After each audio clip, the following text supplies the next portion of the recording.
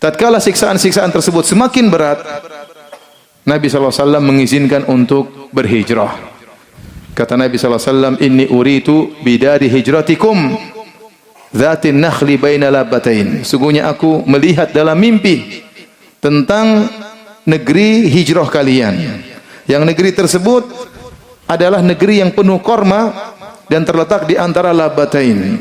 Labah atau harratain atau harra adalah batu-batu yang hitam, yang cadas, yang dikatakan adalah bekas batu-batu yang keluar dari gunung yang kemudian terletak di kota Madinah, sebelah timur dan sebelah barat, Harra Syarqiyah dan Harra Gharbiyah.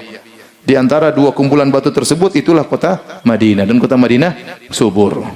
Waktu Nabi dimimpikan tentang Darul Hijrah, tentang kota tersebut, kata Nabi, fadhahaba wahali ila, maka waktu itu terbenak dalam hati saya kepada kota ini dan kota itu. Ternyata kota Madinah. Ya. Dalam hadis yang lain kata Nabi sallallahu alaihi wasallam, umirtu bi qaryatin ta'kulul qura. Yaquluna Yathrib wa hiya al-Madinah.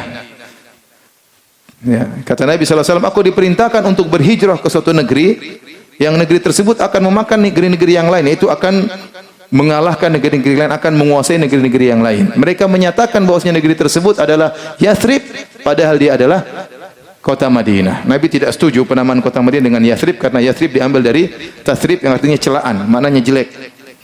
Maka kota Yathrib dirubah menjadi kota Madinah atau Thaubah atau Thaibah, dinamakan oleh Nabi sallallahu alaihi wasallam dengan nama-nama yang indah. Dalam riwayat, "Man arada an yakhruj falyakhruj." Kata Nabi, yang ingin hijrah silakan hijrah. Maka mulailah para sahabat berhijrah. Karena tidak bisa beribadah kepada Allah, terutama setelah paman Nabi Abu Thalib meninggal dunia.